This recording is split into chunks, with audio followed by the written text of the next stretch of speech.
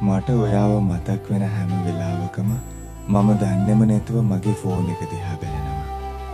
ඔයාගෙන් message එකක් ඇවිද්ද නැත්නම් ඔයා ඔන්ලයින් ඉන්නවද කියලා මම ආයෙ බලනවා. සමහර වෙලාවට මම ඔයා එක්ක තරහින් ඉන්නේ නැති. ඒත් ඒකින් අදහස් වෙන්නේ නැහැ මට ඔයාව මතක් වෙන්නේ නැහැ කියලා. මම මොනතරම් මවාපෑම් කළත් මගේ හිතේ ගැඹුරින්ම මම දන්නවා මම ඔයාට කොයිතරම් ආදරේද කියලා.